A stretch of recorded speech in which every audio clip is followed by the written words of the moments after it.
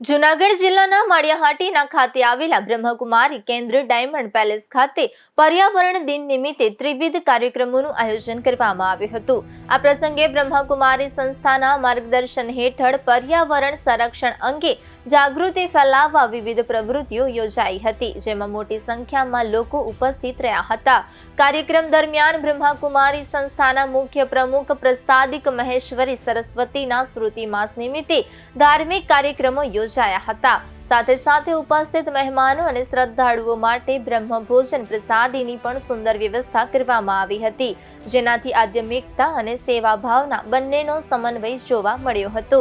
આ કાર્યક્રમમાં બ્રહ્મકુમારી અલ્પાબેન અને બ્રહ્મકુમારી હિનાબ દ્વારા પર્યાવરણ જાગૃતિ અંગે સુંદર રજૂઆત કરવામાં આવી હતી। તેઓએ દરેક વ્યક્તિએ ઓછામાં ઓછું એક વૃક્ષ વાવવાની પ્રતિજ્ઞા લેવી જોઈએ તેવો સંદેશ આપ્યો હતો।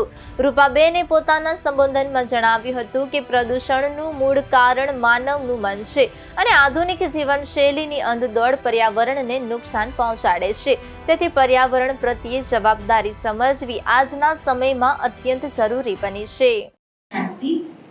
આજે વિશેષ પ્રજાપિતા બ્રહ્મકુમારી ઈશ્વરીય વિશ્વવિદ્યાલય માળિયાહાટીના સેવા કેન્દ્ર ખાતે માતેશ્વરી જગદંબા સરસ્વતી જે વિશ્વવિદ્યાલયના સૌ પ્રથમ મુખ્ય પ્રશાસિકા રહ્યા, એમનો જૂન માસ એટલે અવ્યક્ત આરોહણનો સ્મૃતિ માસ, સાથે સાથે પર્યાવરણ દિવસ અને અમારા વિશ્વવિદ્યાલયના ગુજરાત ઝોનના મુખ્ય સંચાલિકા બ્રહ્મકુમારી સરલા દીદીજીનો પુણ્યતિથિ દિવસ, આ ત્રિવેણી સંગમનો બહુ સુંદર એક કાર્યક્રમ અહીંયાના ડાયમંડ પેલેસ ખાતે રાખવામાં આવ્યો। રેગ્યુલર રાજયોગી ભાઈ બહેનો સિવાય પણ બહુ જ મોટી સંખ્યામાં ભાઈ બહેનોએ લાભ લીધો।